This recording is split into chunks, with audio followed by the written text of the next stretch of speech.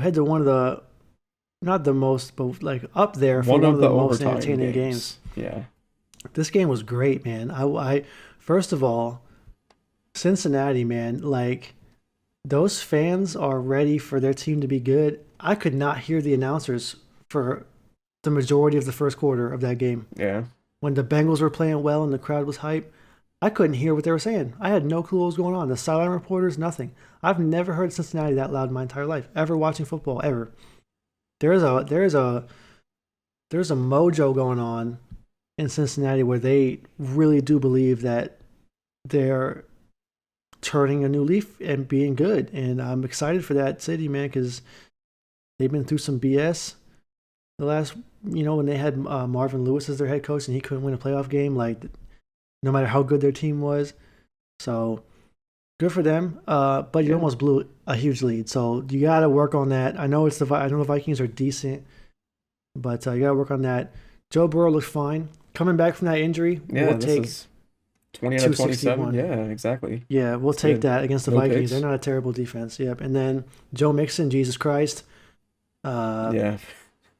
I mean, talking about what 30 carries. People complained last year that the Bengals didn't give the ball to Mixon enough when he was playing, and like other running backs after that, and that's why Burrow got injured because they was dropping back too much. Well, here you go, 29 carries for 127.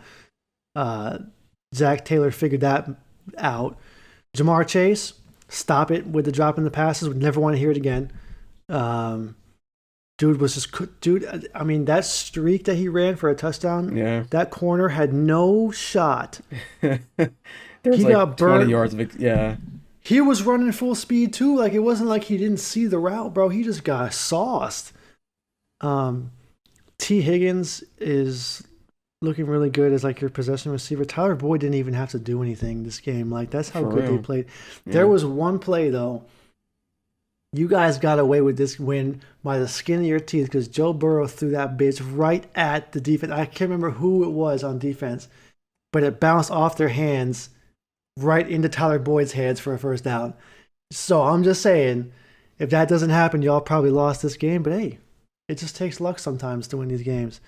Um, That's probably not the only time they almost lost. I mean, in overtime, the in fumble or overtime, the not I fumble don't know with about that Dalvin call Cook. too. We gotta talk about that a little bit. That is, I thought he was down. I, I thought he was down I, too.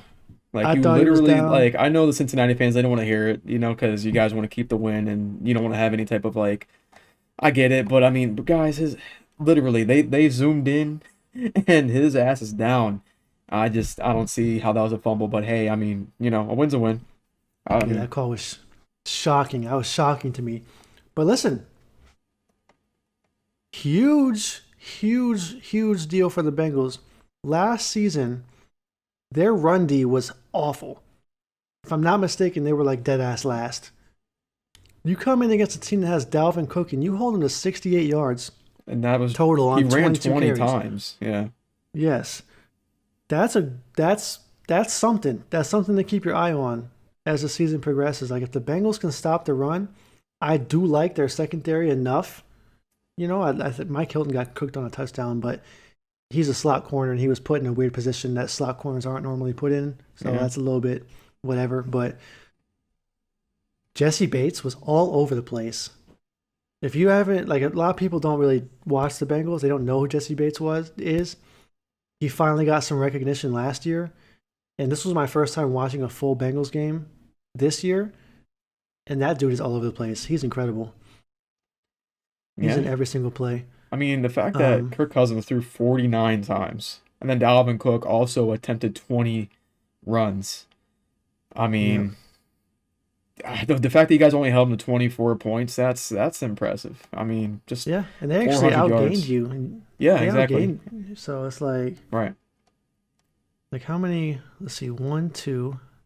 So we still have a little bit of a problem here because I see five. I count 5 sacks.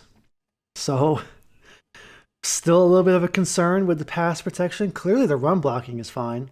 The Right. pass protection, slight concern still. But I'll tell you right now, if Jamar Chase is going to do that every week, then I don't blame that draft pick at all. That was a great selection.